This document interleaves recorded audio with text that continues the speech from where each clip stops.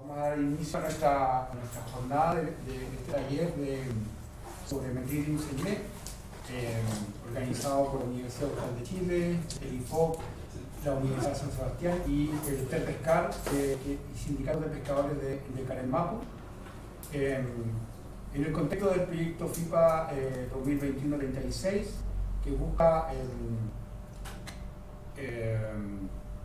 encontrar alguna información acerca de Metridium senile, que es lo que vamos a tratar de nosotros durante el curso de este taller aclarar para ustedes. Nuestro programa consiste en varias presentaciones. En primer lugar, don Daniel Segura, el director nacional de pesca, va a dar unas breves palabras, ya que el financiamiento del proyecto es de la Subsecretaría de Pesca. Luego, un contexto general sobre la problemática del canal de Chacao, que va a ser una presentación que les voy a hacer yo. Posteriormente, la doctora Verena Hauserman, de la Universidad de San Sebastián, especialista en anémona, nos va a hablar de Metridium senile en específico. Posteriormente, el doctor Nicolás Battini, del Instituto de Biología del Organismo Marino de Argentina, nos va a hablar de la experiencia de ellos con Metridium senile en Argentina. Y finalmente, el doctor James Carlton, experto en invasiones marinas, con muchas publicaciones, lo pueden buscar y tenemos el privilegio de contar también con una charla de parte de él. Así que espero que vamos a finalizar con una ronda de preguntas y discusión, que son las que ustedes pueden hacer a través del chat o al final de las presentaciones levantando la mano en el Zoom, los que estén por Zoom. Recordamos que estamos transmitiendo en directo la presentación vía Facebook y también se está grabando para que posteriormente sea difundida en YouTube. Ok, voy a dejar con ustedes a Daniel Segura, que es el director nacional de pesca de la región de los lagos, en representación de la Subsecretaría de Pesca y del FIPA. Daniel, buenas tardes, muchas gracias por estar con nosotros. Hola Carlos, hola a todos, gracias por la invitación. La verdad es un placer estar aquí en este tipo de iniciativas donde se conjuga el trabajo de lo público con lo privado y lo privado con algo que a mí es destacable, que son nuestros pescadores que levantan esta información, quienes hacen la solicitud y quienes describen que algo extraño está pasando y que además son parte de este proyecto de manera continua. Agradecer entonces a la Universidad Austral, al IFOC, a la Universidad San Sebastián y a sus investigadores por interesarse en esta problemática. Las especies invasoras son un problema de muy difícil solución. Tenemos algunos casos en nuestros ríos, como el dídimo y otras más, digamos, que algunas son un tanto conflictivas de tratar. Y la característica de esto es que no solo es una especie exótica, sino que además es invasora. Por lo tanto, puede generar un daño y un perjuicio a la actividad. Y esperemos que este proyecto logre generar alguna de las respuestas que necesitamos para el manejo pesquero y el manejo de las especies bentónicas de la región de los lagos, que es el objetivo mínimo. Así que muchas gracias por la invitación y el saludo afectuoso de nuestro subsecretario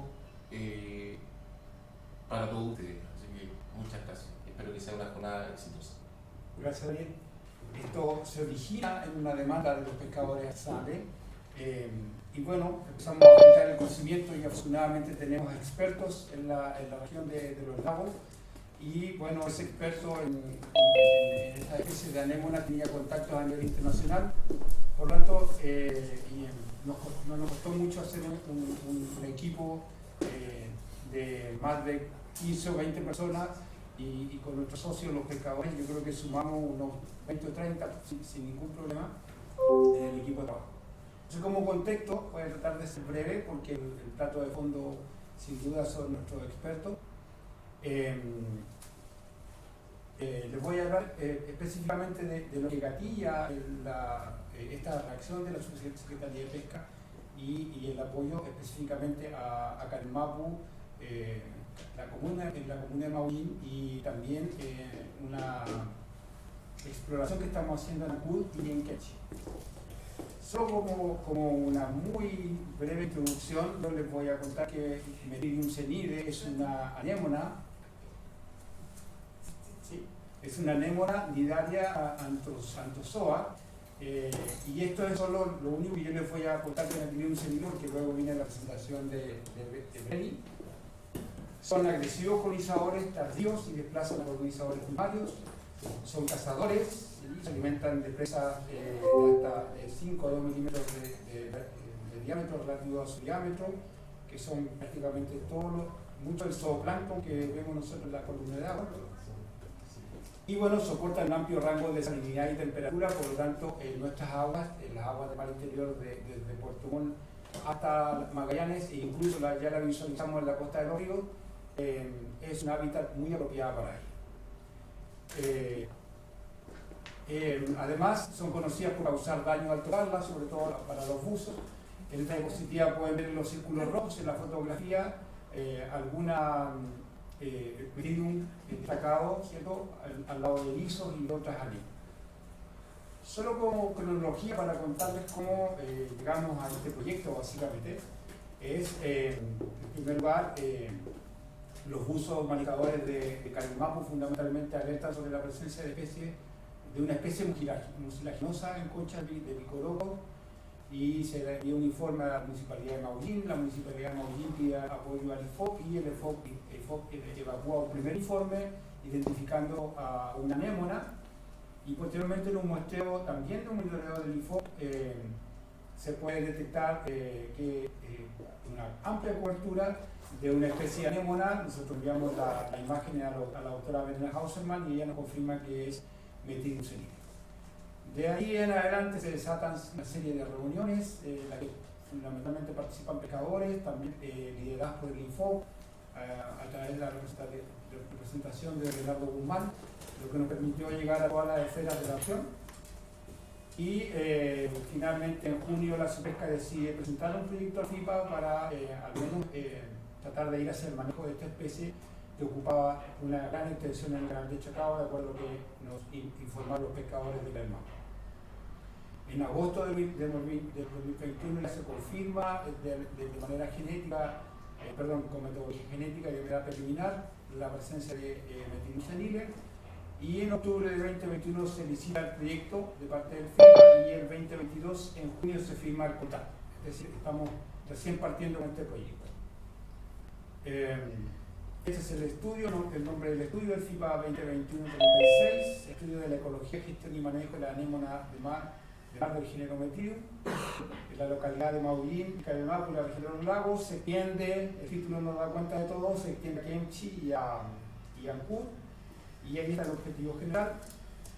Y quienes ejecutamos el equipo de trabajo, formado por investigadores del IFOP, de la Universidad Austral, de la Universidad de San Sebastián, y nuestros socios, los pescadores de Pescar de Carelmapu, y también sindicatos de trabajadores independientes de la pesca artesanal de Carelmapu. Ese es nuestro tipo de trabajo en general. Les voy a entrar en detalle sobre eso, pero si alguien quiere conocer más, encantado lo podemos hacer llegar lo antes. ¿Cómo logramos detectar esta especie? Fundamentalmente basado en el programa de seguimiento de pesquerías bentónicas del año 2020, cuyo jefe de proyecto es la señorita Nancy Barahona, que busca disponer de indicadores actualizados de pesquerías bentónicas seleccionadas, como en este caso fue el recurso ISO por encargo de la Subsecretaría de Pesca. Este monitoreo tiene 22 estaciones entre la región de los lagos y de Aysén, y ya con la alerta del 2020 dada por los pescadores de Carelmapu, hicimos una revisión retrospectiva de las imágenes, que son lo que se recolecta en las campañas de muestreo, y pudimos verificar la presencia de Meridium senile en prácticamente todo el litoral de la región de los lagos y Aysén. Los puntos rojos, los círculos rojos señalan presencia muy abundante, y los amarillos señalan al menos presencia en algún transecto de los 16 que se realizan en cada muestreo. El enfoque de la red está orientado a seguir poblaciones de erizos, si no andamos buscando Meridium senile, y son poblaciones explotadas, por lo tanto hay una relación productiva detrás de la búsqueda de este muestreo de erizos. Y nosotros lo que hacemos es tratar de seguir la dinámica de expansión y de contracción de los bancos. Como se encontraba un banco, básicamente por la pesca, ¿cierto?, buzo genera una reducción de la disminución de stock y por lo tanto disminuye los erizos. También sabemos que se produce mortalidad natural, que es obvio, ¿cierto? El hombre no es el único que depreda sobre los bancos y por otros depredadores, y además mortalidad natural. Eso implica, ¿cierto?, que hay un efecto sobre el banco, pero que dada la naturaleza, cada año se puede expandir básicamente por la llegada de larvas al sistema que lo represa nuevamente, y a eso le llamamos expansión. Disculpe. Ok, entonces ese enfoque de monitoreo busca reflejar eso en el muestreo. Ahora bien, en ese mismo contexto y dada la recolección de imágenes que realizamos nosotros para el muestreo del erizo, esto es lo que empezamos a detectar retrospectivamente, como digo, porque nosotros no buscábamos metidium senile el 2017, el 2018, el 2019 y ya en diciembre de 2021 prácticamente todo cubierto y erizos muy aislados en el sistema. En Calmapu eso se tradujo en una situación que pasó desde el 2014 abajo del panel de abajo hasta el 2021 de diciembre, en una cobertura de prácticamente toda el área de muestreo, 54 hectáreas, en 6 años de muestreo. ¿Ya? También lo hemos visualizado en Corona y también en otra estación que tenemos en Caulí. Solo en manera de reporte, mostrar cómo fueron disminuyendo las abundancias y densidades de erizo en el sector de Calmapu para llegar en diciembre del 2021 a un erizo por 10 metros cuadrados. ¿Sí? Lo que implicó que la recolección de erizo en el año 2022 por parte de los pescadores de Calmapu llegara aproximadamente al 10% de lo proyectado en el área específica. ¿Cuáles son los posibles daños para la pesca bentónica? Bueno, lo que hemos observado es la ocupación del espacio, desplazamiento de erizos y probable disminución de la movilidad que ven encerrados entre medio de los círculos. Son erizos rodeados por metidium en el sector de Calmapu Putapicura. Y luego, dada la forma de reproducirse y de asentarse en el sistema, es muy probable que el erizo, las larvas de erizo puedan ser depredadas por este Anthozoa, ya que el piso está completamente cubierto, al menos en Calmapu. ¿Cuál es el efecto o una hipótesis sobre el efecto de la dinámica en la pesquería? Bueno, volviendo a nuestro modelo de seguimiento de la expansión y contracción, ¿cierto? Ya sabemos cómo el sistema se contrae, ¿sí? El buzo saca erizo, las lúteas comen erizos, y la mortalidad natural también se lleva otros erizos, pero lo que esperaríamos, ¿cierto?, es que ahora venga el reclutamiento. Sin embargo, el sistema como el que tenemos hoy día, esto es lo que tenemos en Calmapu. O sea, el piso cubierto con metidium. Y entonces los reclutas tienen que tratar de llegar ahí. Y la gran pregunta que nos estamos haciendo es si lo van a lograr. Y un poco también lo que queremos tratar de seguir, no solamente con este proyecto, sino también con el monitoreo, con el seguimiento bentónico que realiza el FOC, ya que tiene otras 22 estaciones en la región de los lagos y Aysén, lo que es una excelente herramienta para hacer eso. ¿Y por qué el erizo? Bueno, el erizo es la principal pesquería de erizo del mundo, en la que tenemos en Chile, por lo tanto, no es menor, es una de las principales pesquerías bentónicas de Chile.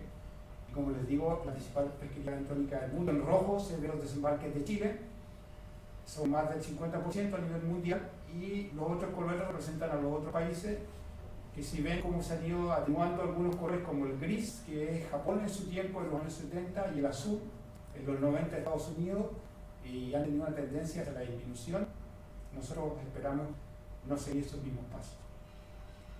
También hay el avance, tenemos un efecto sobre la biodiversidad, estamos viendo que está desplazando a otras especies también, que ocupa el espacio completo de la especie. Ese es un poco el contexto, lo que yo les quería contar. Muchísimas gracias por su atención. Por favor, vayan anotando sus preguntas y ahora vamos a dejar a la doctora Verena Hausen para que nos hable del seguimiento específico. Gracias.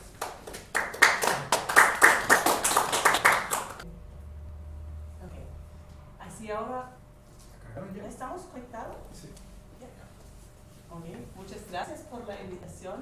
Así me alegro de poder ayudar, ojalá, en contarles un poco más sobre la anémona metridium.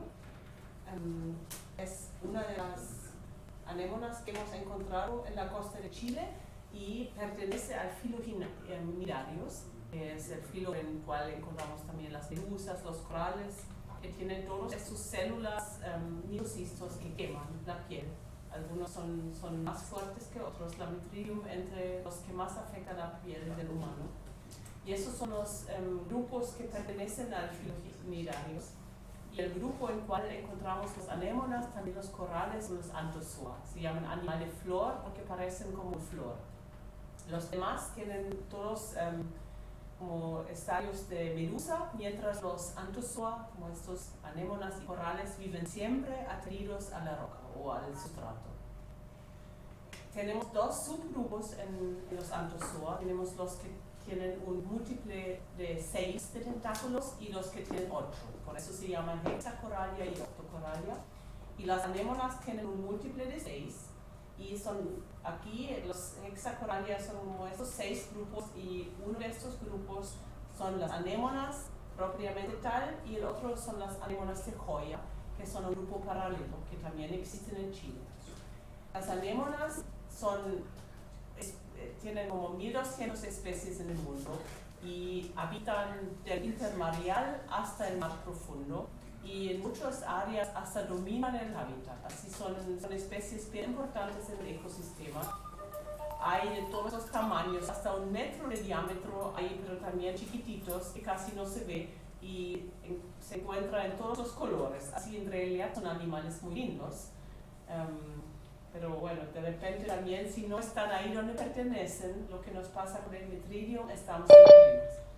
Lo que es difícil es la identificación de las anémonas. Son animales blandos, sin esqueleto duro, por eso cuando uno lo recolecta y lo preserva en alcohol o formalina, es básicamente una bolita café que queda y no se ven ni colores, ni forma, ni nada.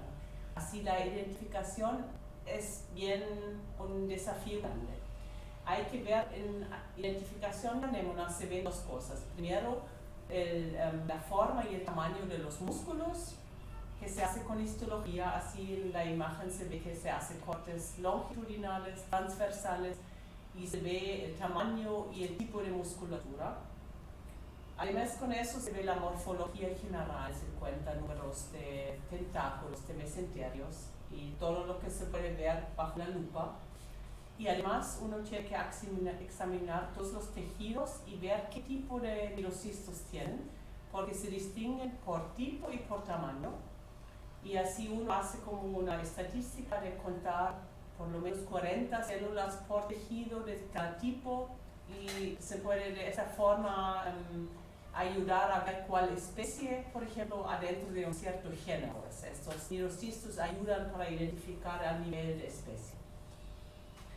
Bueno, las anémonas en Chile, hay muchos de aguas someras, hay otros que conocemos menos, que son los de agua profundo, pero ya en las aguas someras hice un estudio con un equipo donde trabajamos desde Arica hasta Punta Arenas y esta publicación salió en 2006, así ya es más vieja, y muestra la distribución como lo encontramos en este año a lo largo de la costa chilena.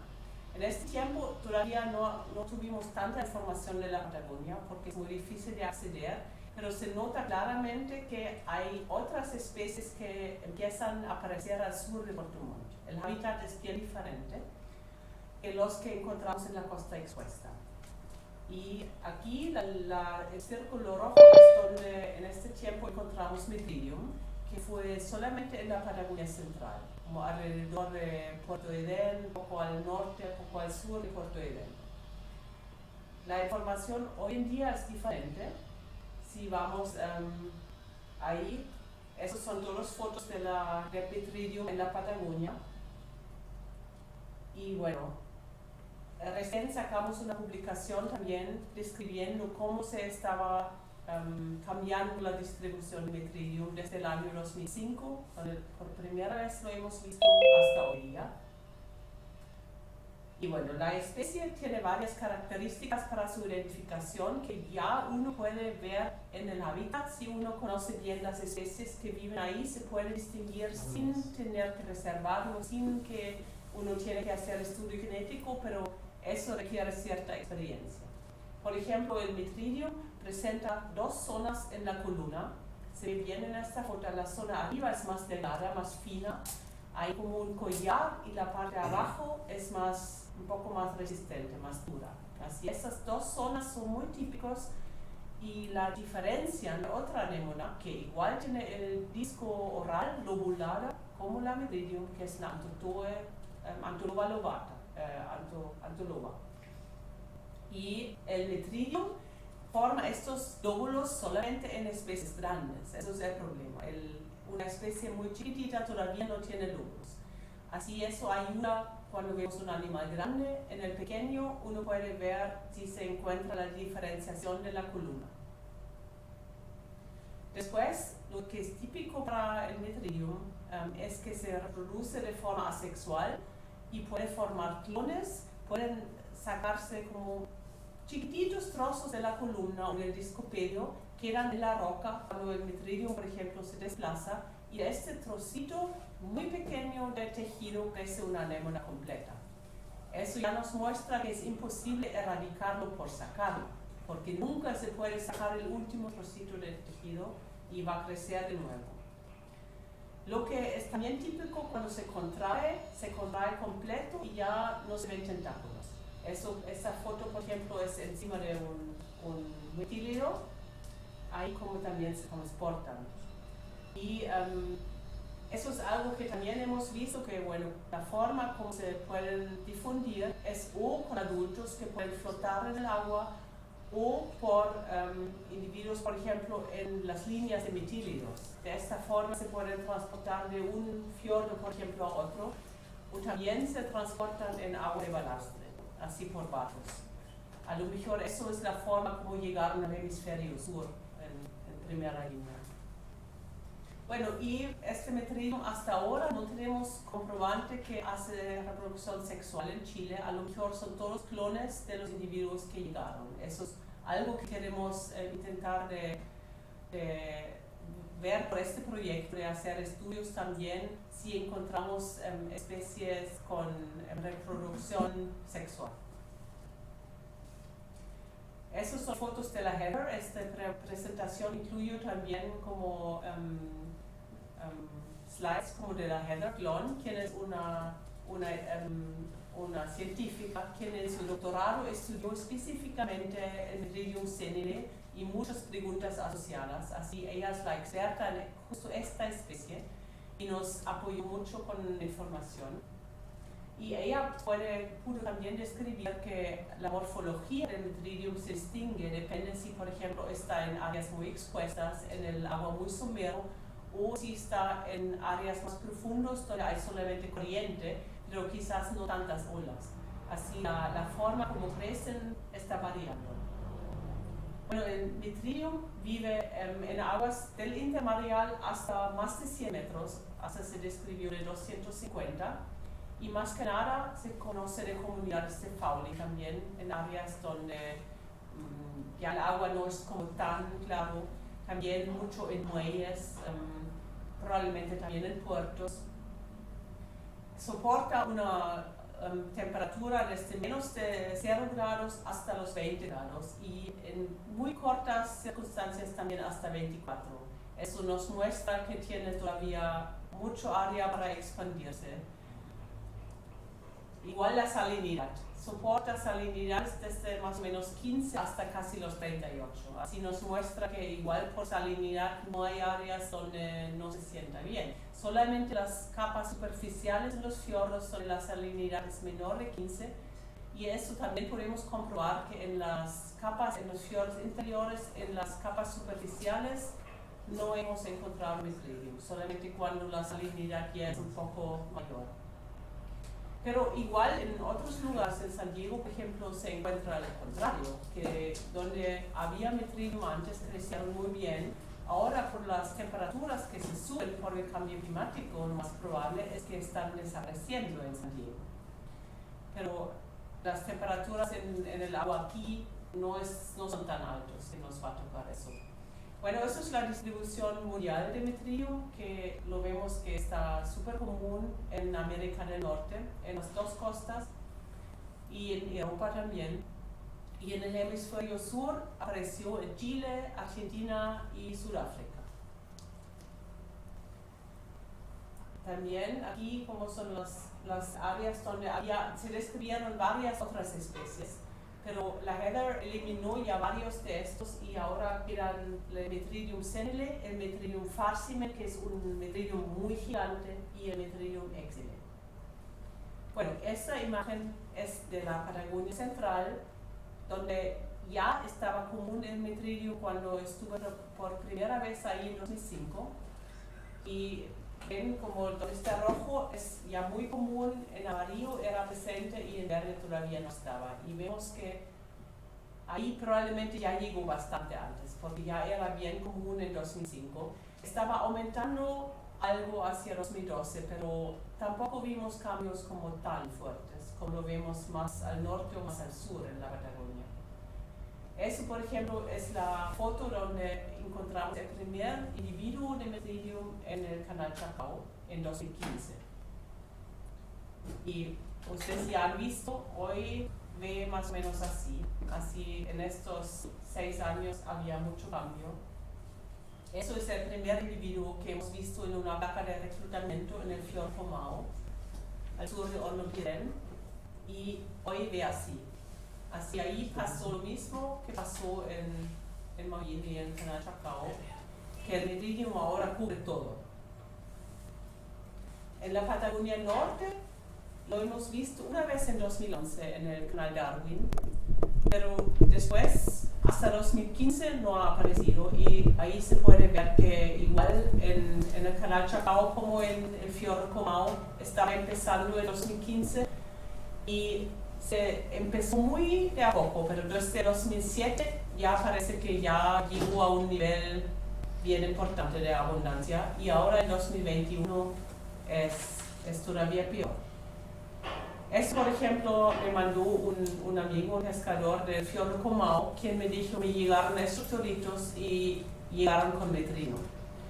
Así, eso es algo que yo creo que hay que vigilar muy bien, y ojalá ya no se transporten animales invertebrados entre regiones, entre fiordos, porque si los Metridium pueden tener un trocito de tejido chiquitito y así pueden transportarse a fiordos donde hasta ahora no están, o a canales, y eso hay que evitar.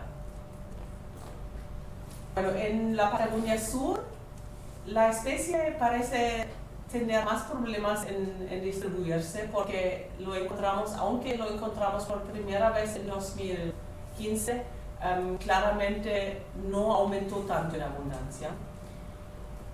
Pero sí, en el canal Beagle el último año pasó lo mismo, que en iNaturalist se sacaron fotos de Metridium donde cubren toda la roca en el canal Beagle. Pero como ven en esta imagen, como en el estrecho de Magallanes y alrededor tampoco como se aumentó mucho. Pueden tener que ver que las condiciones en general en esta región no son tan buenas para anémonas y corales y gorgonias.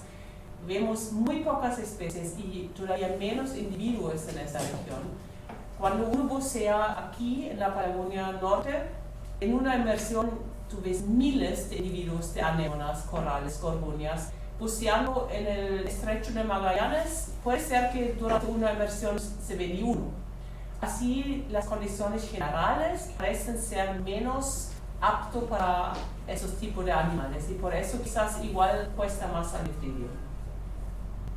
La Heather también hizo muchos estudios genéticos comparando los marcadores típicos que se usan, comparando con marcadores nuevos como el captura secuencia, el IDRAT, y así comparando todos estos dijo lo que ya sabemos de anémonas y corales, que los marcadores típicos como el COI, como varios, especialmente los mitocondriales, no sirven mucho para distinguir a los anthozoa, a las anémonas. Son muy conservadores y hay que verlo, especialmente para el nivel de poblaciones, hay que usar otros marcadores.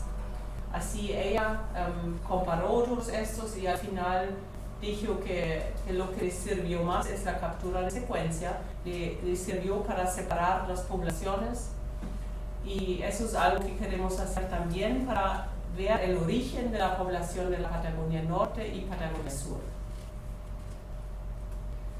Así ella igual genéticamente comprobó las especies de Metridium senile y la grande Metridium farcimen, y la historia que era bastante compleja en el Pacífico y también en Argentina. Bueno, después Nico va a hablar más sobre Argentina. Pero sabemos que las especies que llegaron a Chile llegaron del Pacífico Norte. Ahí vemos Chile y Argentina y los orígenes, pero me imagino que Nico después va a hablar más de eso. Pero claramente sabemos que sí, la introducción fue del hemisferio norte, hacia Chile y hacia Argentina. Bueno, muchas gracias. Eso fue el resumen.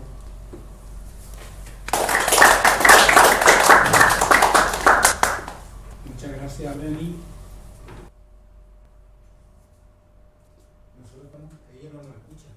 Ahora no. Porque yo... No, pero lo está todo muteado. Sí, disculpe, profesor, están con un problema de conexión. Un segundito más. ¿Tiene un problema de conexión?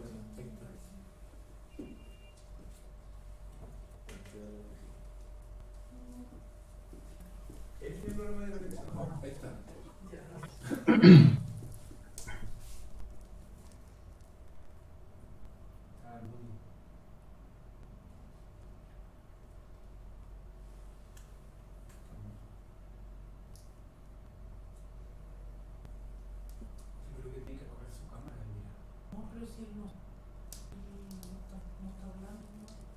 Ya, profesor, me dicen que comparta su pantalla, ¿es posible?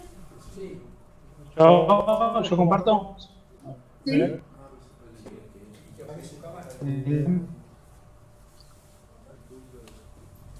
Ahí está bien. Sí. ¿Sí? Sí. Bueno, perfecto. Bueno, antes que nada, agradecerle la invitación a la doctora Breni, al Instituto de Fomento Pesquero, a la Universidad Austral y a la Universidad de San Sebastián. Es un placer para mí estar en este panel. Me parece sumamente interesante que se conjugue, digamos, todo el esfuerzo científico y una demanda social para abordar una problemática como es el de esta anémona, que es una especie exótica. La idea en esta breve presentación es contarles un poco cuál es la situación que estamos, digamos, atravesando en Argentina con Metridium senile. Y en realidad este es un trabajo que estamos haciendo en conjunto con otros dos investigadores de Argentina, Lucas Hernández y Ricardo González, y junto con Heather también, que mencionaba recién Breni. Y bueno, un poco quería arrancar mostrándoles una foto actual, digamos, de cómo es la situación de la distribución actual y potencial. Este es un trabajo que estamos preparando, como les decía, con Lucas Jiménez, y lo que ven ahí son, bueno, las ocurrencias, digamos, en donde actualmente está la Metridium senile en Argentina. Bueno, también hay puntos en Chile. Nosotros para este trabajo obviamente nos focalizamos en la parte argentina. Sabíamos que Breni estaba haciendo lo suyo en la parte de Chile. Y acá lo que quería agregarles era un mapa de la distribución potencial. Esto es un modelo de distribución de especies que lo que hace es un poco mostrar cuál es la potencialidad de expansión de la especie a lo largo de la costa argentina. Y si bien gran parte, digamos, de ese espacio ya se encuentra ocupado, hay todavía una un gran sector, sobre todo hacia el norte de la distribución, que un poco como decía Brenny recién, actualmente no se encuentra, digamos, ocupado, pero por las características de la especie y por la tolerancia, sobre todo a las variaciones de temperatura y salinidad, podría expandirse un poco más hacia el norte, esto hablando en Argentina, ¿no? Pero un poco, digamos, lo que motivó nuestro trabajo con Lucas y con Ricardo fue esta pregunta, ¿no? Una especie exótica.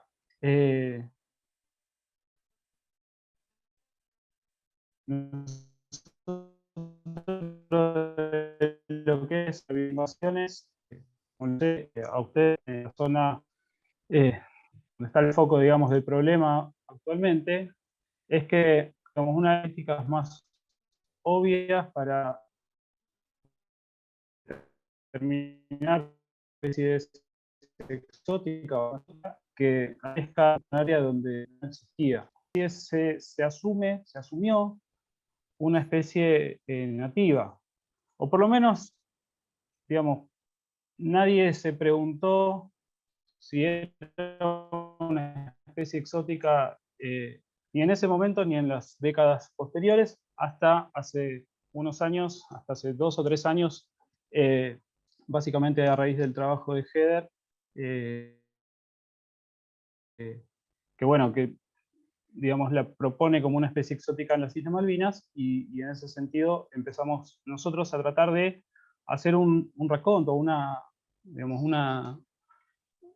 una investigación sobre todo lo que se sabía, tanto a nivel académico, científico, como consultando a fuentes de datos alternativos, como son, por ejemplo, bases de datos de ciencia ciudadana o testimonios de antiguos pobladores y conocedores de la zona. Y lo que pudimos rescatar es esto que les voy a mostrar, que es que la especie, por lo menos durante la década del 70, o a partir de la década del 70, que es cuando la parte norte de la Patagonia Argentina, en Puerto Madryn, por ejemplo, comienza a desarrollarse la actividad del buceo con muchísima importancia. Se encuentran, digamos, para esa época los primeros registros fotográficos, y ahí ya dan cuenta de que Metridium senile no solamente estaba presente, sino que era una especie relativamente común. Para que se den una idea y para poner en contexto, digamos, nosotros en Argentina, todo el conocimiento de la anemofauna, digamos, local y regional, empieza a fortalecerse recién a partir de la década del 80, digamos. Entonces esto es incluso previo a que se describieran muchas de las especies que están actualmente en Puerto Madryn, que es donde yo trabajo, digamos. Entonces, bueno, seguimos haciendo recopilación de esta información. Lo que nos encontramos fue, por ejemplo, con videos documentales de campañas científicas, pero en este caso arqueológicas, o sea, nada que ver con nuestra disciplina, en donde pudimos constatar, ahí se ve en el circulito naranja, la presencia de Metridium senile en Puerto Deseado en el 2006. Este es el primer registro de la especie. A partir del 2010 sí hay trabajos publicados digamos, para la disciplina de la biología respecto de, por ejemplo, la abundancia o la asociación de Metridium con otras especies, pero lo extraño, digamos, es que no aparece en trabajos anteriores, digamos. Hasta la década del 80 hay una serie de trabajos científicos que describen un poco las comunidades biológicas de la zona, y no está reportada Metridium, lo cual es raro, digamos, si uno lo compara con las densidades que hay en el 2010, por ejemplo. Lo mismo más o menos ocurre un poquito más al sur, en Puerto San Julián, en donde el primer registro es del 2015, y llama la atención también que en trabajos anteriores no estaba reportada en sitios en donde debería haber sido reportada en caso de que hubiera estado, digamos, ¿no? Ya más reciente es el registro de header en las islas.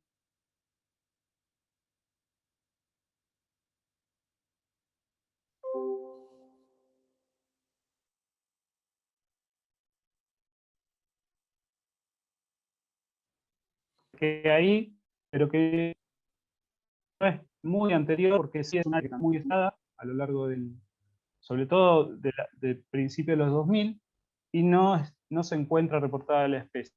Y lo mismo pasa, como les contaba recién Beni, yo más allá es el canal Beagle. Nosotros en el canal Beagle, el primer registro que tenemos, que es un registro fotográfico de una plataforma de ciencia ciudadana, es del año 2020.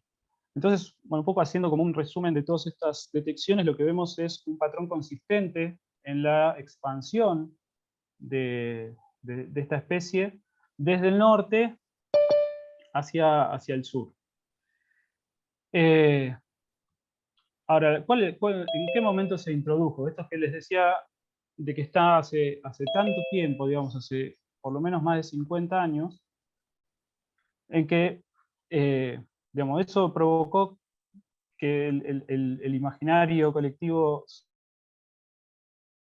científico o biológico de la zona la catalogue como una, o por lo menos como una, no se haya preguntado, digamos, si esta especie podía llegar a ser exótica. Eso digamos, no es tan raro y pasa con un montón de especies, y sobre todo cuando la taxonomía, como les decía recién Brenny, es tan dificultosa.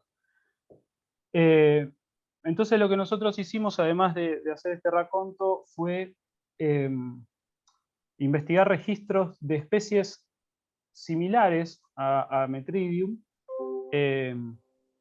obviamente todo siempre hablando de la región de Argentina, y evaluar en función de cómo se describieron esas especies, de cuáles eran las características distintivas de esas especies, a ver si podía llegar a ser que estuvieran siendo confundidas con Metridium. Y lo que llegamos es que hay un registro, el más antiguo, es para una especie que se llama Sagartia lobata, o que fue descrita como Sagartia lobata, fue descrita en Puerto Madryn, o recolectada en el muelle de Puerto Madryn, en donde ahora no existe otra especie que no sea, digamos, otra especie similar que no sea Metridium senile. Entonces lo que nosotros proponemos es que muy probablemente la introducción de Metridium, digamos, por un lado que Sagartia lobata en realidad debería haberse llamado o haberse identificado como la ya existente Metridium senile, lo mismo con la subespecie lobatum, y que ya, digamos, la fecha probable de introducción sea anterior, o sea, por lo menos de fines del siglo XIX. Esto, digamos, por ahí puede parecer, no sé, puede parecer extremo o puede parecer raro, pero en realidad, cuando hablamos de bioinvasiones marinas, nosotros sabemos que, digamos, los vectores de dispersión, que son los mecanismos que utilizan las especies para moverse, como puede ser el agua de lastre, en barcos más recientes, pero también el biofouling, o sea, las incrustaciones en los barcos, no son algo nuevo, sino que ya existían y existieron desde hace cientos de años, y es cada vez más común, digamos, que nos demos cuenta de que existen estos casos de especies que están presentes hace mucho tiempo y que pueden ser igualmente especies exóticas, como es el caso de Metridium. Esto por un lado, la parte que más por ahí nos interesa a nosotros desde el lado de la historia de la invasión, pero ahora quería también contarles un poco de los efectos sobre las comunidades bentónicas. Realmente, esto que les decía, nosotros digamos, al sentirla una especie nativa hasta hace muy pocos años, realmente no se la estudió digamos, con la frecuencia que se le hubiera estudiado si hubiera sido reconocida como una especie exótica. Pero lo que sí les puedo contar es, bueno, un poco lo que ven en las fotos, ¿no? estos son todas estructuras artificiales.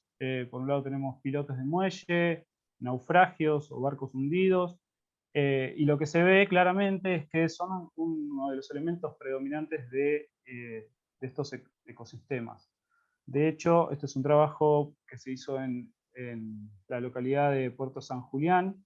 Lo que ven ahí son, en las barritas azules, es la abundancia de Metridium, y ven que a distintos niveles, esto es, a distintas profundidades en un pilote, en los pilotes de un muelle, siempre la especie predominante fue Metridium. Ahora, evidentemente esto está generando efectos ecológicos, interacciones ecológicas con otras especies. Lo que no sabemos es cuáles son esas interacciones, qué efecto tienen sobre las especies nativas, y esto que les contaba, ¿no? De hecho, hasta hace poco era catalogada como una especie nativa. Este es un trabajo que hice durante mi proyecto doctoral, en donde una de las interacciones, yo estaba estudiando una babosa de mar, también exótica, proveniente de Nueva Zelanda, que es la que ven acá en gris, en las fotos y la de arriba a la derecha. Es una especie exótica que se estaba alimentando de una anémona, que en ese momento para nosotros era una especie nativa, y justamente era Metridium senile. Entonces, esto simplemente a modo de ejemplo de las interacciones que hoy tenemos que repensar o reinterpretar en función de esta nueva caracterización de Metridium como invasora en Argentina. Lo que también les quería contar es que eso que vemos en estructuras artificiales de una dominancia muy marcada de Metridium no ocurre en arrecifes naturales, por lo menos en un análisis cualitativo, y en zonas relativamente costeras, nosotros vemos agregaciones de Metridium, pero no arrecifes totalmente cubiertos como las fotos que acaban de mostrar. Diferencias en el sistema, diferencias en el sustrato, pueden estar produciendo esas variaciones, pero esto hace que, digamos, el efecto sobre las pesquerías, que es algo que también les quería traer porque básicamente es algo de interés en este taller, o sea, el efecto sobre las pesquerías es prácticamente desconocido, pero además no existen evidencias, digamos, que fundamenten o que hagan pensar que produce efectos muy importantes sobre las principales pesquerías de la Patagonia. Sobre todo, yo ahora les voy a mostrar cuáles son esas pesquerías, seguramente las conozcan más que yo, pero básicamente me voy a centrar en las pesquerías artesanales. La más importante, y que está, como ven ahí, al norte de la Patagonia, la pesquería de bivalvos, entre ellos la vieira, la almeja, la panopea. Esa extracción, los mejillones, se hace a través de buceo autónomo, pero en general se realiza sobre fondos de arena, en donde la especie no tiene una alta predominancia. Otra de las grandes pesquerías es la de los pulpos, tanto el pulpito tehuelche como el pulpo colorado. Se hacen intermareal o submareal a través de buceo, dependiendo de la zona y dependiendo de dónde estén distribuidos las especies, digamos. Pero tampoco hay evidencias de que esté afectando a ninguna de esas pesquerías. Y lo mismo con una especie que recientemente tuvo como un boom de pesca, que es el cangrejo nadador. Es una especie que habita fondos blandos, sobre todo arena, en donde no hay, por lo menos hasta ahora, evidencias para sospechar, digamos, de que esté interfiriendo. Esto a modo o para el interés, acaba de salir un artículo, que es un informe en realidad, que es muy completo y recomendable para quien le interese, sobre todo lo que es esto que les mostraba de la pesca artesanal. Bueno, ahí no hay información tampoco sobre potenciales efectos o interacciones con Metridium. En cuanto, y particularmente en tema de los erizos, nosotros en Argentina, excepto en Tierra del Fuego, digamos, en el canal de Beagle y en el Estrecho de Magallanes, no tenemos especies grandes de erizos como sí tienen en Chile, o sea que el aprovechamiento que se hace de los erizos, por lo menos para consumo, es casi nulo en Argentina. Sí se está comenzando a aprovechar para digamos, otra rama, que es la rama de la cosmética, el erizo verde, el erizo Arbacea dufresni, pero de todas maneras no es una pesquería, digamos, o no se está, todo lo que se hace con los erizos se hace en cultivo, entonces tampoco hay una interferencia que podamos por lo menos vislumbrar ahora. Entonces la situación creo que es, en Argentina es bastante diferente, tanto en lo que nosotros percibimos desde la invasión, digamos, ¿no? El proceso de invasión, como les contaba, tanto como en lo que percibimos a nivel económico o ecológico. La realidad es que hoy en día, digamos, al cambiar este rótulo de la especie o nuestra interpretación de que sea una especie exótica, obviamente que va a haber cosas que se van a comenzar a estudiar con mayor profundidad, pero hasta ahora no tenemos evidencias como para sostener que haya potenciales interacciones con pesquerías. Así que bueno, eso es lo que quería contarles. Espero que haya sido, por lo menos, que les haya sido de interés.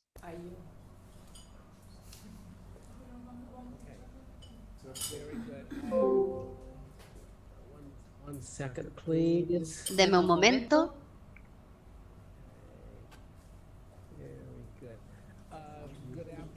Buenas tardes. Estoy muy emocionado de estar acá con ustedes.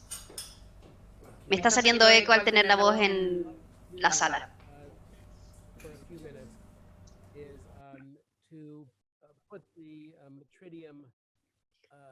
Entonces vamos a hablar hoy para tener una mejor idea de lo que es este tema.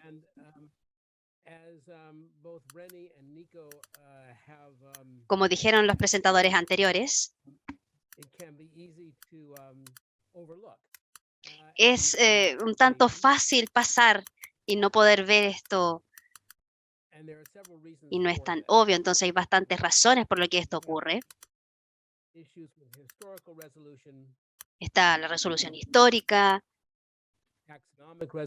la resolución taxonómica y simplemente la capacidad para detectar estas invasiones. Y la pregunta, por supuesto, ¿cuál es la escala de subestimación de estas invasiones? ¿Y es importante en realidad? La resolución histórica, y Nico estuvo hablando al respecto,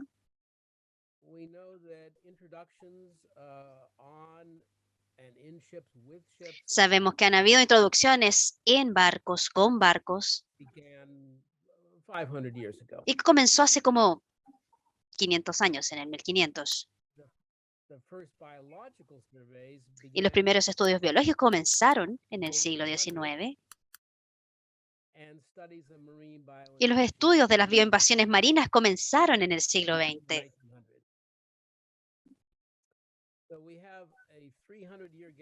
Así que tenemos esta brecha de como 300 años.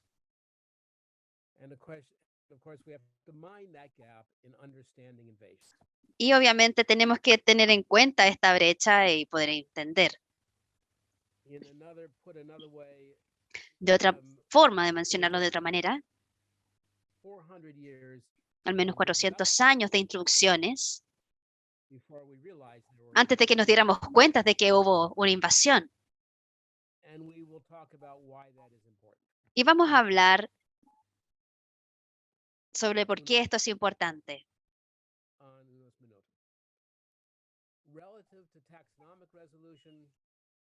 En relación a la resolución taxonómica,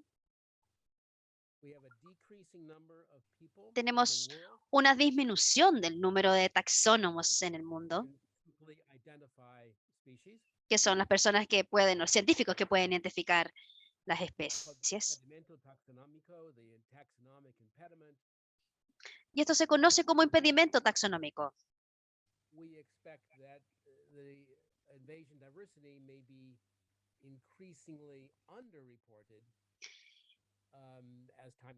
Y se espera de que el número de invasiones puede ser subestimado críticamente.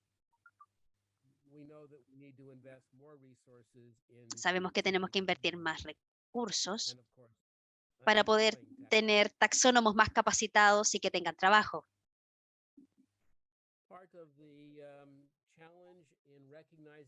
Parte de los desafíos al reconocer estas invasiones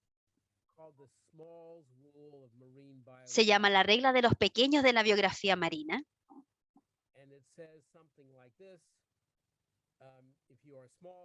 Y es algo así como si eres pequeño, entonces eres nativo.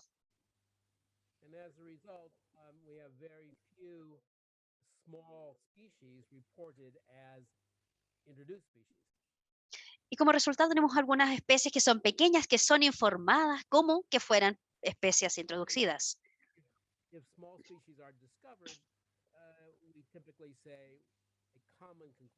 Entonces lo que se dice es que es común, como la conclusión que se llega, es que si son especies pequeñas, que son nativas.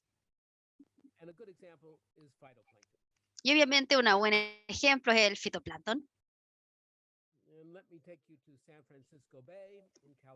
Ahora vamos a hablar de lo que ocurre en la bahía de San Francisco, en California. In San Francisco Bay.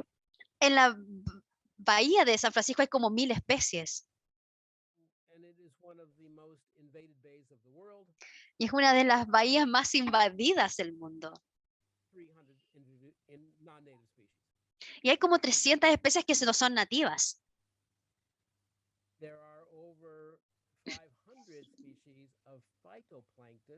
Hay unas 500 especies de fitoplancton ahí en la bahía de San Francisco. You guess, think, how many of those Y a ver, adivinen, ¿cuántas son no nativas? Y la respuesta es 0. Así que creo que hay una diferencia en la cantidad de las que son realmente invasiones de fitoplancton por estas pequeñas especies que son no clasificadas correctamente. No sé si todavía me pueden seguir escuchando. Por favor, háganmelo comentar. Vamos a ver en el chat si es que me están escuchando. Can you guys still hear me? Yes, but okay, thank you. Perfecto, ahora sí me pueden escuchar bien.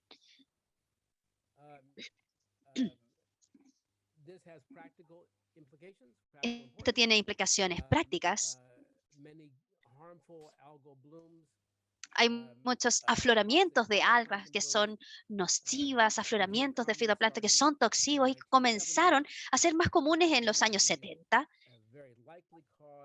y pudieron haber sido causados por dinoflagelados o diatomeas que fueron introducidas por el agua de lastre.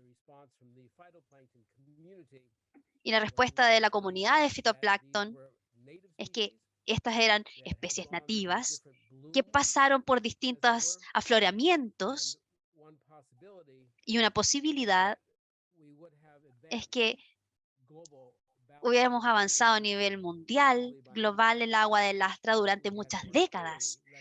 Entonces esto retrasó la gestión global si lo hubiésemos podido ver antes con esta invasión de fitoplancton invasivo. Con nuestra capacidad para detectar invasiones,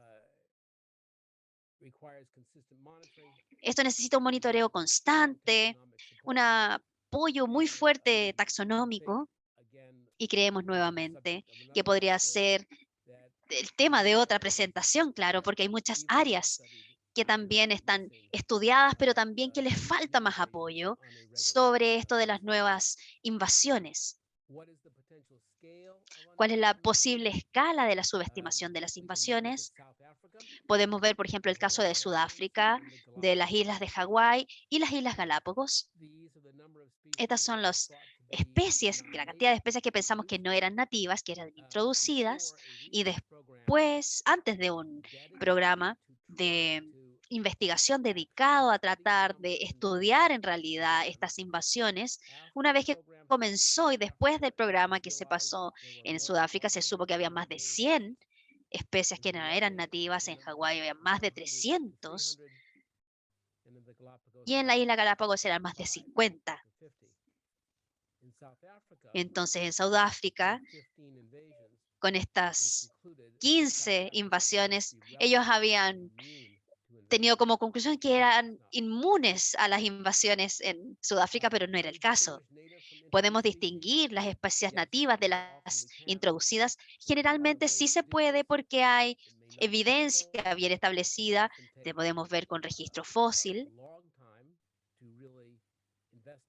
para poder investigar, como Nico dijo, en Argentina lo que están haciendo, con cosas con conchas para ver los recursos de registros fósiles, prehistóricos, históricos, la biogeografía. Es muy importante porque se pueden ir descubriendo especies que están muy diversas en otras partes del mundo y simplemente hay una población satélite que está aislada, porque pueden haber las mismas especies desde Florida, de Florida a Brasil y a Chile, pero hay registros que tenemos que ir revisando. Hemos utilizado otros tipos de evidencias como la evolución, de dónde son los parientes cercanos de una especie, también la genética para poder revelar el origen, la invasión, la propagación, dónde está el hábitat, la asociación con otras comunidades. Y también tenemos los vectores para ver si son introducidas como el Metridium, si es que fue llevado por vectores. Vamos a hablar de esto, de los vectores, un poquito más adelante. Pero a menudo no podemos decir si una especie es introducida o si es nativa. Estos se llaman especies criptogénicas porque no se sabe si es nativo o no. Así que, por defecto, es muy importante que se sepa que las especies no son automáticamente nativas. Se debe utilizar los mismos tipos de evidencia para así determinar si lo son o no. Entonces no se tiene que saber automáticamente si es nativa al no saber la historia de la especie. En ese sentido, ¿por qué tiene que preocuparnos esto? Tenemos que verlo de manera política, de la parte científica, pero ¿por qué tenemos que tomar en cuenta esto de las bioinvasiones que ocurrieron en los 50, en 1850, en 1750? Eso no importa, porque ¿cuál es nuestro interés? Yo les voy a sugerir que hay varias razones y motivos por las que tenemos que tratar de entender la historia de la biodiversidad. Tenemos un interés increíble actualmente en proteger, conservar, restaurar la biodiversidad nativa. Lo podemos hacer en tierra, donde generalmente lo hacemos, también en aguas frescas. Y no estamos interesados en promover estas invasoras que son weedy de como este tipo de especies. Algo importante también es que las invasiones pueden ser una señal fuerte de los cambios del ambiente y de los cambios en los vectores. Y la cantidad y número de invasiones se pueden tasar en la historia. La historia nos puede decir sobre las condiciones ambientales, de cómo van cambiando estas y los cambios también en el hábitat y los vectores. Es muy importante ver qué invasiones están ocurriendo para poder quizás predecir qué invasiones pueden ocurrir en el futuro. Los tipos de especies que pueden haber sido invasores pueden ser en el futuro. Entonces, para saber lo que va a ocurrir en el futuro, tenemos que tener claro qué ocurrió en el pasado o en el presente. Hay áreas que son más susceptibles geográficamente o hábitats que son las regiones a las que se van invasiones. Por ejemplo, si vemos 25, 50 años atrás, podemos ver que había datos innecesariamente limitados de las invasiones que han ocurrido. Y para resumir, hay invasiones que fueron introducidas hace 100, 300, 500 años y esas no se fueron considerando nativas actualmente. Por ejemplo, piensen en estos términos. Hace 100 años, no es hace decenas de miles de años, o decenas de miles de años, no es cientos de miles de años o millones de años de evolución. Tenemos que ver estas especies nativas dentro de nuestro territorio que han estado ahí por mucho tiempo. Así que 100 años solamente o 500 años solamente es un periodo de tiempo muy corto para que sean consideradas como naturalizadas, que eso en realidad ocurre muy poco. Entonces, ¿en qué sentido pensar?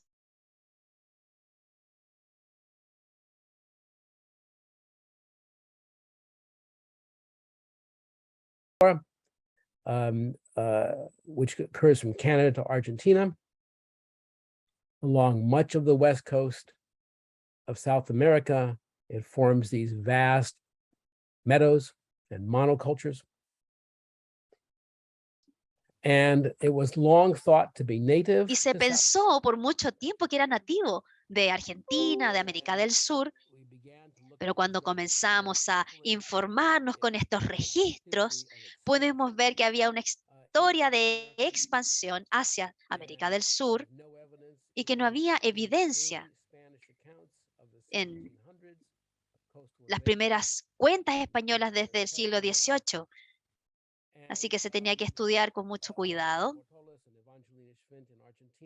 En Argentina, Evangelina Schwind y con Alejandro Burtolos, estuvimos viendo que era clara la invasión desde Estados Unidos hacia Sudamérica, que convirtió la mayor parte de la costa este de América del Sur y nadie lo notó. Y son cambios que uno no ve. Y cambios inmensos en la productividad, en la dinámica de los alimentos, de las comunidades. Así que es una idea muy clara de cómo esto puede ir cambiando desde las perspectivas de conservación con una especie que fue introducida en el siglo XIX y que tuvo un efecto de ingeniería muy importante en las costas. Ahora, para concluir con unas pequeñas palabras sobre la gestión de las invasiones marinas, esto no es un tema nuevo. Literalmente, hay cientos de artículos disponibles en los últimos 20 años que cubren, que abordan esta cuestión sobre las invasiones marinas y la gestión de estas. Aquí hay una investigación, hace como 20 años estuve investigando con ellos, y se puede ver de tres maneras. Podemos prevenir las invasiones de que ocurran. ¿Qué pasa cuando se detectan las invasiones? ¿Y qué podemos hacer antes de que las invasiones se establecen? Antes de que las invasiones ocurran, tenemos que saber cuáles son los vectores que están trayendo nuevas especies marinas a Chile a diario. ¿Cuál es el volumen? ¿Cuál es la frecuencia? ¿Cuáles son las especies? En la mayoría de las partes, en el agua, no notamos esto en las aguas de lastre, por ejemplo. ¿Qué hay ahí? ¿Cuánta agua de lastre tenemos? ¿Qué tenemos en los cascos de los barcos alrededor del mundo? ¿Qué están moviendo? ¿Estamos moviendo biota por alrededor del mundo? Y es imposible realmente entender el riesgo de estas invasiones sin saber que es un vector activo y que está entrando al país y literalmente a diario. Así que desde muchos lugares del mundo simplemente no sabemos eso. Entonces los resultados es que encontramos una nueva invasión y de ahí tenemos que preguntarnos cómo y de dónde llegó. Entonces pueden gestionarse, pueden controlarse. El agua de lastre ha obtenido bastante atención de la ONU, de la OMI, también otros organismos. Es de interés internacional, también se está trabajando en esto a través de la ONU y del trabajo individual de los países. En las especies de acuicultura, generalmente es una investigación que se hace dentro del país, que lo supervisa la parte federal y estatal de cada país. Entonces, un desafío un tanto difícil para la economía. Hay maneras para gestionar, existen medios para gestionar las invasiones después de ser detectadas. Hay desafíos cuando hay anémonas, por ejemplo, marinas como y es difícil de erradicar, de poder erradicar una población que fue recién detectada. Casi siempre es difícil encontrar a todos los individuos, porque en algunas especies en particular son muy pequeñas, en lugares imposibles de llegar, pero van a tener éxito cuando la población está en una área muy cerrada, muy pequeña, confinada. Y este no es el caso de las mayores invasiones, pero han habido intentos en puertos donde incluso se pueden envolver, algunos de los pilotes se encapsulan y sacas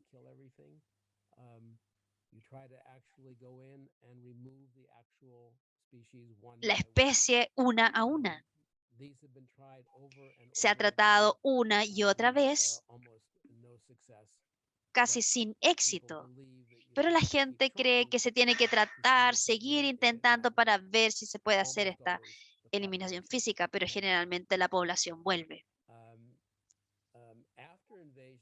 Y después de que las invasiones se establecen, pueden mantenerse bajo control. Generalmente es difícil, pero se puede gestionar que no se disemine después de que esté acá. Y la respuesta es un quizás. Y de nuevo, depende de cómo se propaguen. Como el Metridium se propagó por la costa de Chile, hay distintas maneras por las que podría haber pasado. Se tiene que monitorear las embarcaciones, generalmente los botes en las costas donde se sabe que hay Metridium. Hay que ver cómo monitorearlo. Se inspeccionan esas naves, esos botes. Es bastante difícil de responder esta pregunta. Lo mismo con la acuicultura, los equipos de acuicultura, porque se mueven alrededor del país. Y cuando tú tienes un área infestada, debería estar limpio, es un esfuerzo voluntario, debería ser obligatorio.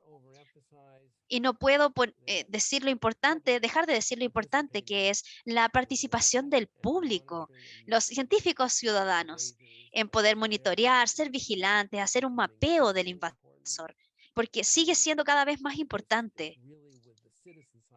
Tiene que ver que estos científicos ciudadanos aporten porque ayudan mucho en sitios web. Esto es algo clave. Bueno, ese sería un resumen bastante rápido de los pensamientos, de las ideas. Hay mucho por aprender sobre invasiones.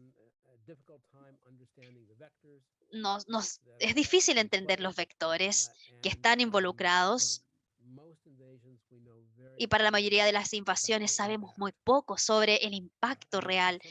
Entonces, esto es un resumen bastante detallado, pero breve. Muchas gracias. Si no hay retroalimentación.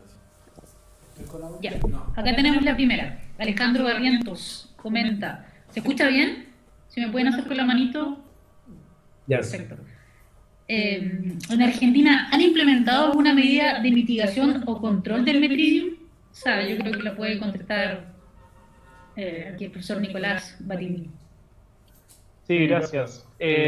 No, la realidad es que no, como les decía, excepto en Puerto San Julián, en donde yo les mostré un gráfico de unos colegas, que ellos son los que primero sugirieron, digamos, que podría tratarse de una especie invasora. Realmente se ha pasado desapercibida, digamos, por todas las cuestiones que detalló Jim, sobre todo la relativa a la historia, ¿no? A la historia de la invasión y a la dificultad, digamos, a la combinación entre la dificultad de identificarla correctamente y a la ausencia de expertos taxónomos en la región donde está presente el metridium durante mucho tiempo, digamos, hicieron que sea, digamos, escape a las listas de especies exóticas hasta hace muy poquito. Y de todas maneras, esto que les decía, no existe hoy digamos, por lo menos no se reconoce. Ya veremos si con este cambio, es un cambio de paradigma directamente, el hecho de verla ahora como una especie exótica, empiezan a aparecer estos problemas, pero hasta ahora no tenemos ningún elemento para considerarla como una especie que ponga en peligro, digamos, alguna industria, como por ejemplo pasa en Chile, o que sea potencialmente peligrosa para el ser humano, que en definitiva son las dos causas que en general, digamos, promueven alguna estrategia de manejo, ¿no? Lamentablemente las causas ecológicas en general, si bien las podemos medir, no generan estrategia de manejo o no, digamos, no incentivan el enorme gasto que implica generar una estrategia de manejo. Nico, quizás sí. al mismo tema, ¿ustedes tienen pesquerías en fondos duros? Porque lo que mencionaste eran todos en fondos blandos. Me imagino que quizás en el canal Beagle, donde el metridium está aumentando mucho ahora, hay pesquerías en fondos duros. Sí, acá también tenemos pesquerías de fondos duros, pero para muy poquitas especies. Por ejemplo, para los mitílidos, con la cholga y el mejillón son los más importantes. En el canal Beagle, la principal pesquería está asociada al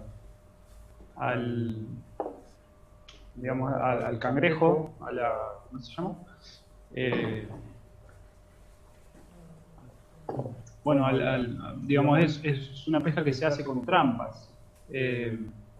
Entonces tampoco hay una interacción. Los mitílidos, ¿dónde? Ya te digo, esto yo creo que va a ser... ¿Hay metridio o ahí no hay todavía? En el lugar donde sacan ¿Dónde? choritos o mitílidos, ¿ya llegó el metridio por allá?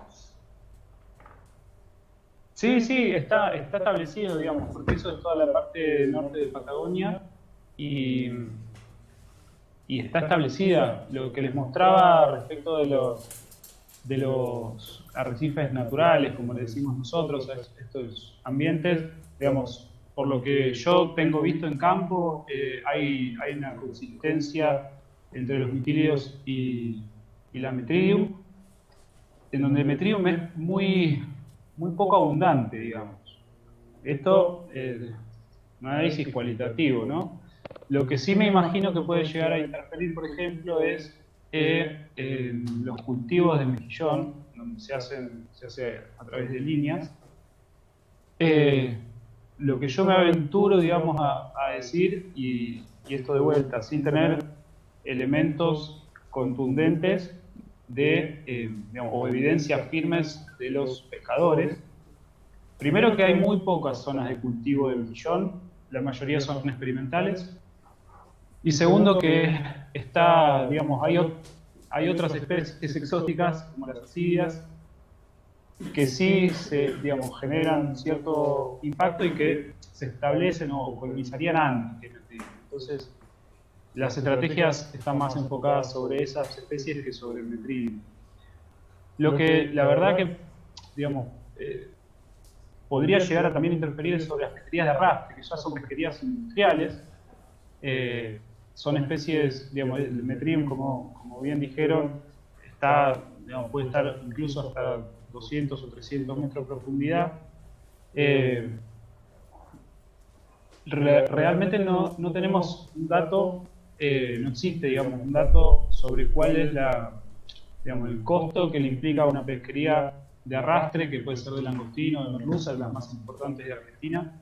El hecho de que no sé, se tapen las redes con Metridium, por ejemplo, no está cuantificado, y ya les digo, es por una cuestión de que era considerada una especie, digamos, nativa del ecosistema. Ahí veo otra pregunta, no sé si quieren que está dirigida a mí, por ahí la contesto ya. ¿Alguna interacción trófica? Digamos, lo que les comentaba de mi trabajo doctoral es sí como una especie de babosa de mar introducida de Nueva Zelanda, que hasta donde sabemos no está introducida en Chile, ojalá que no llegue, que es una especie que se llama Pleurobranquia maculata, el nombre científico, y es un potencial depredador, digamos. Ahora, lo que también vimos, para esa especie en particular, es que Metridium, a diferencia de otras anémonas nativas, digamos, genera o tiene ciertas defensas contra ese tipo de depredadores, que hace que por ahí prefieran las otras anémonas. Con defensa me refiero, por ejemplo, a las estructuras que se llaman acontios, digamos, que digamos, niocitos hacen, digamos, que si bien son consumidas en menor medida que las especies nativas. Eso es lo que conocemos. Otros potenciales depredadores desconozco y la verdad que no tengo registro de que haya sido estudiado, por lo menos hasta ahora, a nivel regional.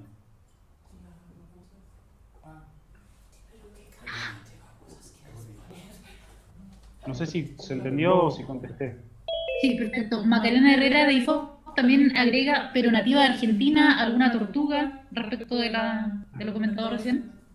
No, bueno, como les mostraba, no sé si recuerdan, nosotros hasta donde tenemos conocimiento, si bien hay un registro de la especie en Bahía Blanca, que es bastante más al norte, de donde, digamos, está más o menos a una latitud de 40 grados, 38, 40 grados, tenemos un registro de una especie que sospechamos digamos, correspondía a Metridium senile, pero fue identificada como otra especie y hoy son consideradas sinónimos. Eso alrededor de la década del 70. Hoy no existe, digamos, o por lo menos los últimos trabajos en esa zona no han detectado Metridium. O sea que o bien se trata de una expansión, digamos, de unos muy poquitos individuos que resultó fallida, o estamos ante un sesgo, digamos, a nivel muestreal, o sea que está, pero no lo podemos detectar o no está visible, no está registrada todavía. En Bahía Blanca, hoy, para que se den una idea, el límite norte de la distribución es el Golfo San Matías, que está más o menos a la altura de Puerto Montt, a la misma latitud.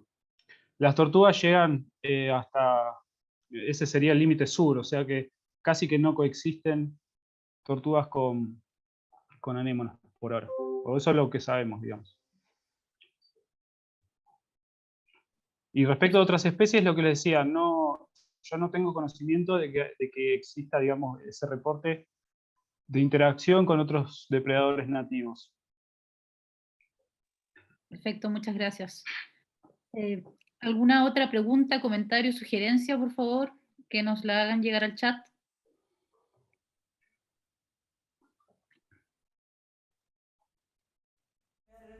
Una envidia papilosa, pero es bien rara y nada en comparación a la abundancia del Metridium. Así, aunque pueda comer uno o el otro, nunca va a comer los miles o cientos de miles de Metridium Claro. que tenemos. Acá tenemos los eólidos, digamos. Hay otra especie de Spurilla, que no sé si llega hasta ahí, que también preda sobre otras especies de anémona y seguramente sobre Metridium, pero como con eólida son muy escasos, digamos, no alcanzaría para hacer un control, digamos, natural.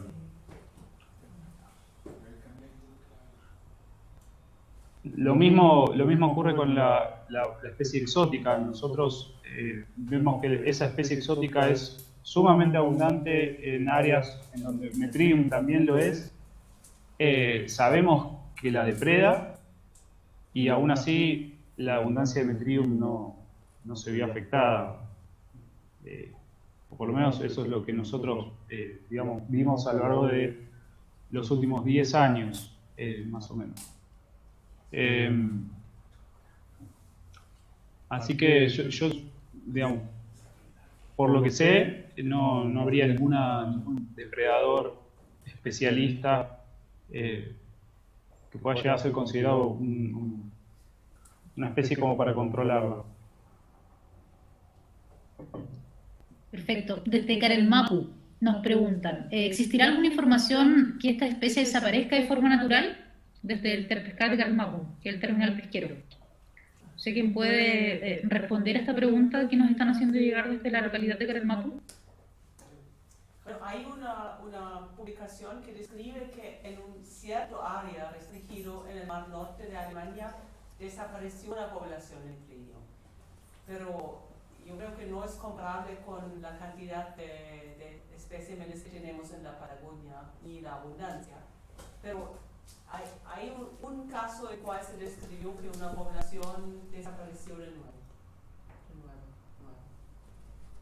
Sí, también Perfecto, sí. que una población también fue depredada por eólida en la literatura científica, pero también es un caso y por eso estamos tratando de estudiar esa relación en este proyecto nosotros. La vamos a estudiar primero en cautiverio y luego veremos si podemos avanzar más o sentamos la base solamente. Sí, la pregunta iba orientada, escriben aquí complementando porque de acuerdo a lo planteado, en esta localidad no hay cómo atacarla y está por todas partes de la zona. Macarena Herrera de PIFOP también comenta, bueno, da las gracias por las presentaciones de los expertos y están todas muy interesantes y aclaradoras. Muchas gracias también, Macarena Herrera, por ser parte de este taller. Sí, Camila, para complementar a nuestros socios de Carelmapu, bueno, esperamos que con el diagnóstico primero y los primeros experimentos luego de mitigación de pequeña escala que tenemos podamos tener algunas luces de qué podemos hacer. ¿Sí? Pero vamos a tener que tener un poco de paciencia este año al menos. Gracias. Perfecto, muchas gracias, profesor. No sé si alguien más tiene alguna duda o comentario que nos pueda dejar por aquí. Porque desde ya comenzamos a agradecerle a todos quienes se conectaron, nos acompañaron en esta tarde desde distintas partes. Por acá, Macarena vuelve a agregar algo, dice, hay mucho que conocer de la especie, es necesario observarla y estudiarla. Por ahí pueden concluir lo mismo que nosotros. Profesor, ¿tiene algo más que agregar usted? Yo digamos, estamos hablando de... como para salir de un poco de la... Disculpen. Sí. De este panorama que parece tan negativo, si bien lo es, nosotros, digamos, sabemos, o por lo menos con Pleurobranquia ha pasado en Argentina, inmediatamente después de la introducción es como que hay un boom poblacional que puede ser que se estabilice a menores densidades en el futuro. Seguramente eso pasa, digamos, con otras especies habrá que seguir estudiando cómo resulta la dinámica a futuro, pero digamos, también cabe, digamos, o es una posibilidad el hecho de que obviamente no desaparezca, pero sí por ahí que se estabiliza a niveles un poco más bajos de densidad. No es tampoco para generar falsa expectativa, digamos, sí para tenerlo en cuenta como algo que puede pasar, digamos. Muchas gracias. Sí, bueno, profesor Carlos y asistentes desde Carelmapo nos vuelven a replicar, nos dicen ojalá tengamos resultados positivos del estudio que se está realizando, ya que nuestra caleta, como dicen ellos, viven del trabajo de los pescadores. Así que esperamos también que con estas exposiciones y lo comentado se puedan aclarar un poco las dudas y no sé si el profesor Carlos Molinet tiene algo más que agregar.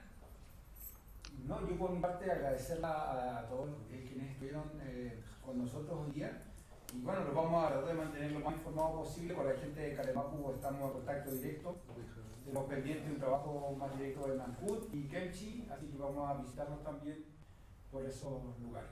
Esperamos seguir avanzando. Benny va a despedirse también, bueno, y agradecerle a Nicolás y al doctor James Carlton por su generosidad al compartir todo su conocimiento y esperamos también estar en contacto con ellos. No, gracias a ustedes. De despedirme, yo creo que lo que yo veo clave en el momento es que lo que podemos frenar es que el Metridium se distribuya más a lugares donde todavía no llegó, y yo creo que es clave dos cosas. Primero, no transportar equipos entre regiones, donde por ejemplo en una está infestada con Metridium, en otro no. Y lo segundo es evitar básicamente limpiar el fondo de organismos cuando se hace la cosecha. Es válido para erizo, pero también, o quizás más que nada, para metílidos, porque la roca lisa, donde no hay otras especies, es el lugar perfecto para que se forme una alfombra de Metridium. Y una vez teniendo esta alfombra, ya estamos en problemas serios. Así, para evitar que eso pase a más regiones, a más pescadores o mariscadores, debemos de verdad tomar eso muy en serio y evitar deteriorarlo en otras regiones. Y mientras, obviamente, seguimos estudiándolo, pero eso para evitar que tenemos este problema en toda la Patagonia. Y bueno, muchas gracias también de mi lado y me alegro de poder haber estado aquí y estamos todos en contacto. Perfecto. Y bueno, antes de que comencemos a retirarnos, sobre todo a quienes están conectados por Zoom, si hay posibilidad de que enciendan su cámara un segundo para tomar este registro grupal. Dígame, profesor. Y si el doctor James Carlton quisiera darnos un saludo de despedida, muy agradecido por su apoyo. And thank you, everyone. It was a No, pleasure. muchas gracias a todos. Un placer estar acá. Y estoy de acuerdo en que queda mucho por estudiar y hay muchos aspectos también que tienen que tomarse en cuenta. En nuestros talleres sería importante ver lo que pasa con el cambio climático, las invasiones, el futuro, cómo vamos. Esto es parte del programa de estudios que tenemos, siempre está incluido, así que muchas gracias por todo.